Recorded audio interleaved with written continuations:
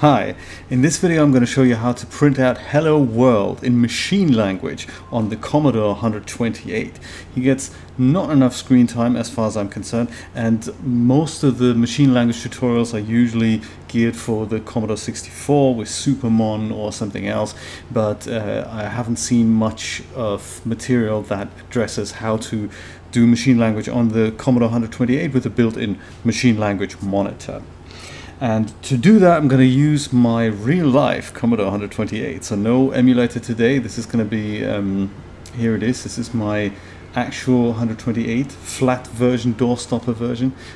Excuse the picture quality. And the keyboard sounds, of course. So Hello World is one of those applications with every type of programming language that is available, and we're going to make that happen right here.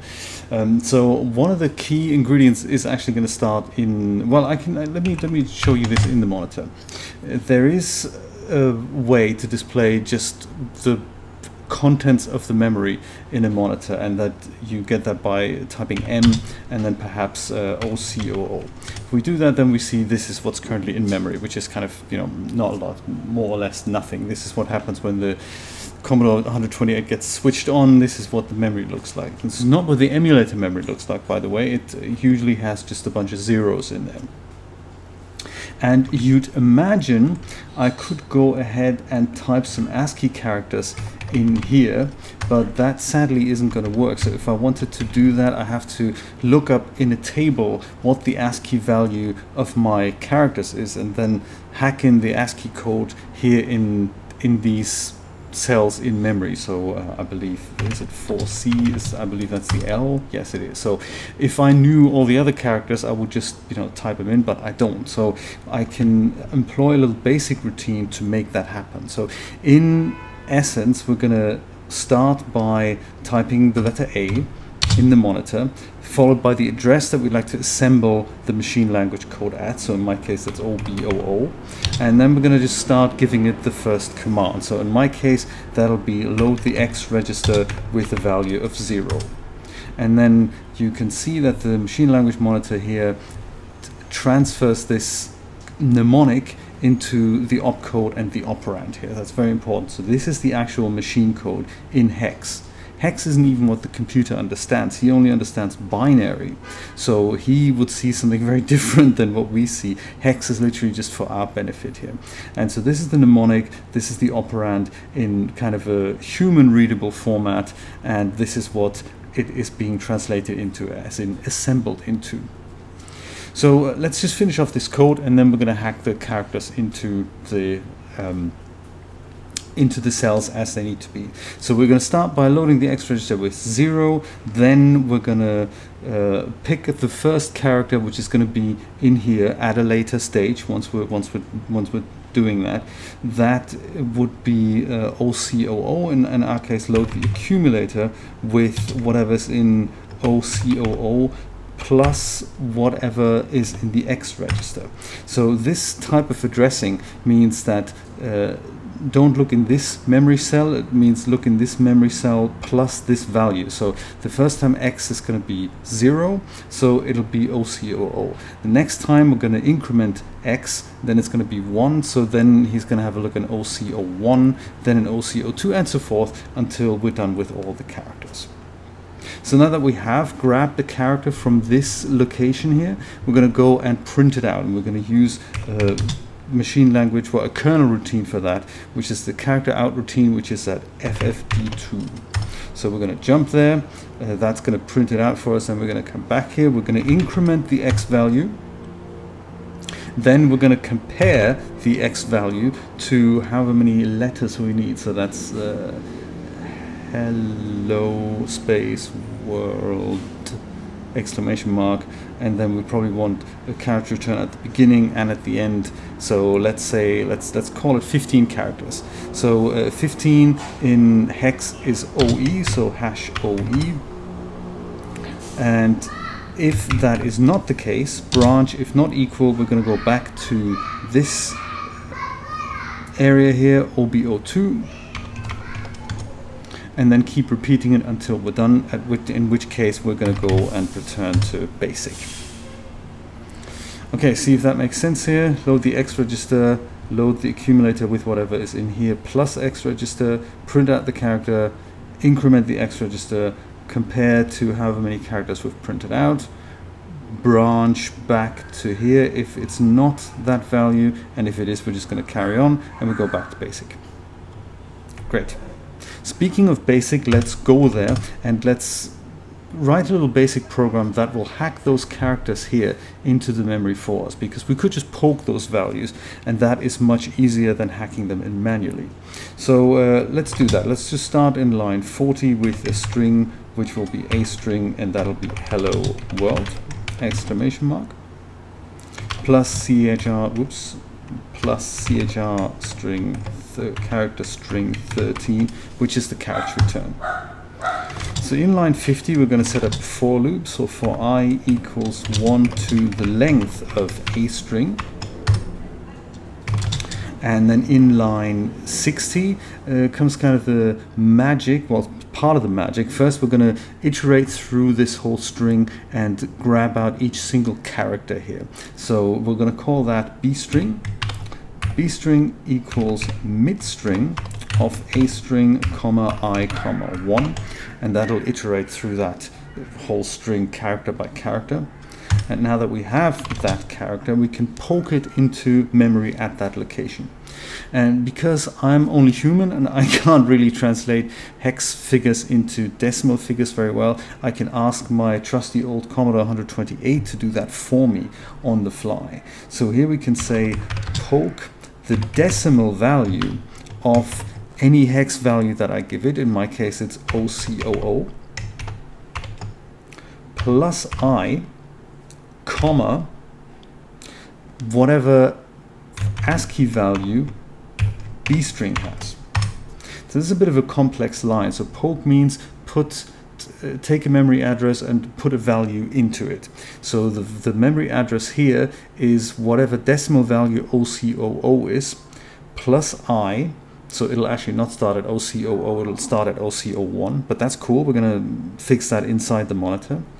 And into this we're going to put the ASCII value of the single character that we grabbed from this string. So the first time it'll be the ASCII character for H, second will be the ASCII character for E, and so forth until we reach CHR string 13 here. In line 80 we're just going to go and hit next, and that's really all we need to do. Once we run this, it only takes a second. If we go back to the monitor and have a look at the memory at OCOO, then we can see hello world. We can also see the first L that I put in there, and I'm going to have to fix that. So the hex character for the character return is this, which is OD, and I would just like for it to be to print a space like an empty line, then hello world, another empty line. That's what I would like to do. So I'll put OD in here as well, hit return, and then we'll see the L disappears, and we already have one character return here, and I think I'm also going to add another one just here so that we have a couple of those. Great, now that that string is in memory, we can call our program. And calling the program on a Commodore 128 is a little bit difficult. So I could, if I call it from basic, I can just go back to basic. I could first of all have a look at what the address is of my program. So I can say print, print the decimal value of whatever OBOO was. And that's 2816. So the natural inclination would be to type, hey, sys 2816. But if I do that, the computer would crash. And that's because of the 128 kilobytes of memory in the 128. We have several banks to choose from. And they're not so much banks as in portions of memory that we have a look at. They're more like memory configurations. So the banks 0 and bank 1, they don't show us the kernel routines, and we need the kernel routine because we use the character printing routine there, so we can't jump to those routines if we're using bank 0 or bank 1. And by default, if you switch on the Commodore 128, it'll default to bank 0. That is basically what this 5th digit means here. So below I think about hex 4000, everything is the same, but above that means we don't see the kernel, and the kernel is at the very in the last page of memory. So before we call that, we're just going to have to employ bank 15 to be on the safe side. Bank 14 is going to work as well. Bank 16 is going to be an illegal quantity error, I believe. That's oops. Well, bank 16 does not exist. Yeah, we only have bank 0 to 15. So in bank 15, once we have, my goodness, bank 15, we can type sys 2816, and we should see.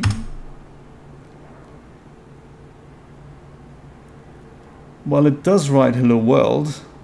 Not sure what else is happening here. Can I stop this? Oh, I can't. That's unfortunate. I'm not quite sure what happened there. But it's certainly fun, isn't it? There was an RTS thing. You've seen me type it in. I don't know what's wrong with it. Let's see if after a reset, this thing is still in memory. I mean, that's the good thing about a reset button. Let's have a look. So D for disassemble, OBOO, and let's have a look what's in here. Sadly, nothing anymore. What a shame. Let's have a look in memory if my values are still in here. Hello world is still in here. Okay, cool. So that's good news. That is very good news. Let us just quickly try that program again, shall we? So assemble at OBOO and try loading the X register with the value of 0 again. Followed by that, we want to load the accumulator with whatever is in OCOO as well as the X register, like this. Then we would like to print that ASCII character out by going JSR FFD2. Then we increment X.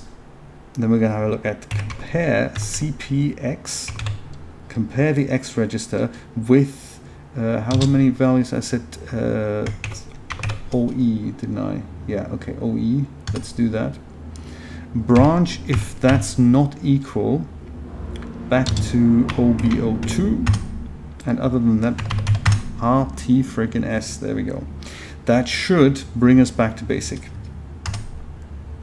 Now I should also be able to run this from the machine language monitor with one simple command, which is the G command. So G, but rather than saying OBOO, I have to specify the bank with the 5th digit at the beginning. And in our case, that will be, let's use F in this case, FOBOO. So bank F in hex, is the 16th bank is actually bank 15 in basic. Don't ask, it's one of those things. And that will say hello world, that's great, followed by a syntax error because it basically tries to execute hello world and then goes back to basic and says, hey, that's a syntax error. So if we try this again from basic bank 15 and then we go sys 2816, we go hello world and we go back to basic. Whew. That was slightly hairy there for a second, but hey, these things happen and these things always happen. I'm glad that the string was still in the computer. Of course, the rest of the program is no longer there. We can also make it happen that hello world appears in a box, and for that we'd have to rewrite the basic program and just basically poke all the little box characters into memory, and then all we need to do in the monitor is, I'm typing MO Shift N, by the way. You can also type out monitor, so that's a monitor. Well, if I could type monitor, that will also work, but the abbreviation for that is MO Shift N. That'll do the same job. We would why don't we, oh yes, yeah, that's what I was going to say, OBOO. The value that we need to change here is this one. Compare this value not to OE, but to however many characters the box amounts to. So we can print out as many characters as fit in here, well, a maximum of 255, I guess, unless we want to be creative and use 2 bytes for the counter. In fact, why don't we do that? Why don't we print hello world in a box? Let's see if we can do that in the next 5 minutes. So let's go back to basic and start a new basic program, and we'll do this time we'll do a1 string equals, I need to have a look at these graphic characters here. So the Commodore and the A key is the beginning of the box, followed by Shift C, that's the top dash here. So hello space world exclamation mark, followed by the end of the box plus chr string 13, so that we then go back into a new line. Then in line 20 I'm going to say a toString equals this is the beginning of the box, which is on the minus sign, I believe. Yes, it's a shift and the minus sign, and then we'll say hello world exclamation mark, and we'll do that shift minus sign again, plus chr string 13, of course. And then in line 30 I'm just going to overtype this line and make it a 3 string, and that'll be the bottom of the box, which is Commodore and Z at the beginning. Then the middle characters are the same, at the end is it's the Commodore and the X key, plus chr string 13. In line 40 I'm going to add all these together, so I'm just going to stick with a string equals a1 string plus a2 string plus a3 string. That's it. Perfect. Is that cool? Yes, so that's the little box that hello world's going to appear in. So in line 50 we're going to set up that for loop again, for I equals 1 to the length of my fully assembled A string, which includes the carriage returns, which is kind of cool. In line 60 we're going to extract B string again, so that's that single character that's going to iterate through this really long string that we have here now.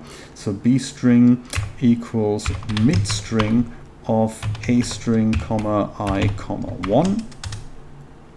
And in line 70 we're going to do that complicated line again, where we're going to poke the value, the decimal value of whatever OCOO is, which I still don't know, which is kind of cool, plus I, comma, the ASCII value of whatever B string is.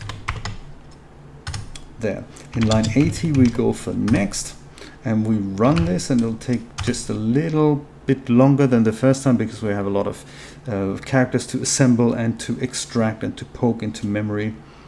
And while I'm here, just so for my personal peace of mind, peace of mind is the wrong word here, how many characters do we need? So let's have a look at the length of A string. It's 45 in decimal. Let's remember that, and let's go into the monitor and have the monitor convert 45 decimal into hex for us, because that's what we need to tell our counter. We do that by hitting the plus sign, and typing 45. So this will tell us that 45 decimal is 002D in hex, or 55 in octal, and it's also 101101 in binary.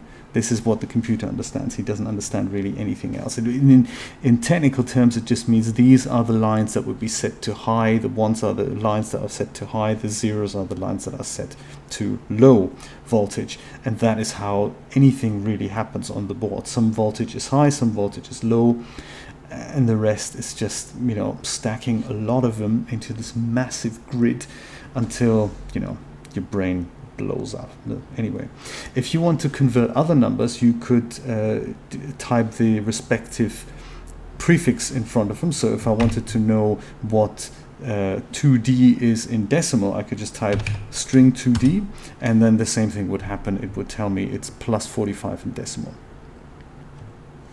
Great, let's have a look at OBOO in the disassembled view and change this line here, where we're going to compare the X register to however many characters we need to print out. So in our case that was indeed 2D.